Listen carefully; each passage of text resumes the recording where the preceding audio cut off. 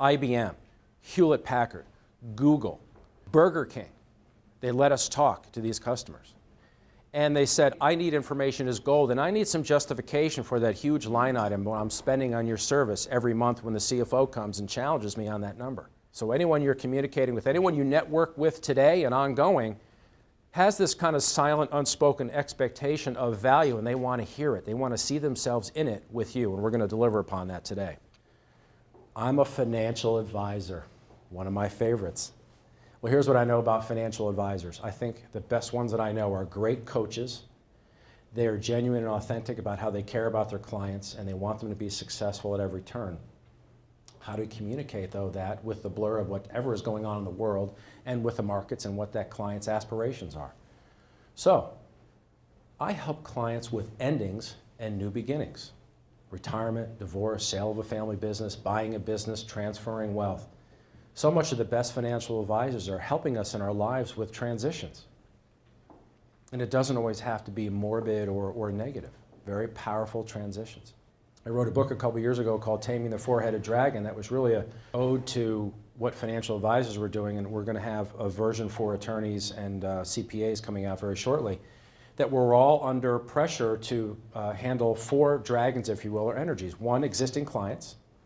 Two, our prospecting, our prospects work like this. Or three, the third dragon is networking, and fourth is compliance and administration. And so what happens is with those small businesses, we all kind of suffer and have to manage those dragons. We have to create time for new business development. But what I've learned from working with small businesses is that we don't have a lot of time for trial and error. It has to be right. The time that you do have to apply to your marketing and your selling activity, it has to be right, it has to be impactful, your messaging has to be amazing. So hence, one of the reasons for today. I just want to let you know, I've read all the value proposition books, and I try to distill this down into an easy, memorable process for you. And I really believe that if you can answer these four following questions I want to share with you, you can create a really good value proposition for yourself and your organization. So what I'd like to do is share with you the four questions. There's an example in your materials, as well as give you some time to start answering those four questions, again, working with another partner, and then we'll kind of round that out and have time for questions and obviously time for a lot of networking. And networking is going to be a little bit more compelling today. Why? Why do you think networking today will be better? Yes, and the check for $100 is underneath your chair. Thank you very much. So let me just kind of pull you back to where we started today. Hopefully we've been successful in our mission. We really wanted to help you identify as we start to think about a compelling message. Where do we start? We start with key themes. And that's what I really loved. And you had great partnership to think about what are the two key themes that really kind of represent the value that you're adding clients and support those four questions, that exercise we just went through. So I thought that was great. You did a great job.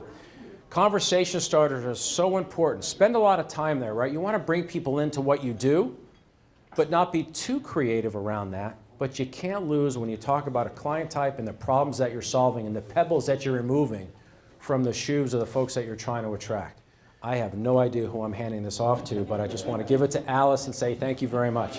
It was phenomenal, very detailed, very precise. The message helped me even get my message a little bit more precise for my customers, so I truly appreciate it. Bill Walton was on point from the very beginning to the end. This was a great event. Learned a number of great ideas, easily transferable for my practice. Really focusing on the need of the client. You know, so often we talked about what we offer, but I found that really focusing on the client's need and their concerns, it's a better message. I learned a lot, and I found the conference extremely useful today in honing our message. Thank you. It was terrific. Thank you. You're talking my language. Yeah, I know. I figured this is right up your alley. Well, so what did the pro get out of today? What were some of the key themes that resonated? Reminder, simple. Did you enjoy today? Very much. What was your top two takeaways from today? I think the value proposition, as far as providing a solution, rather using the verb rather than the noun. The little seeds in the head that makes you think about the why.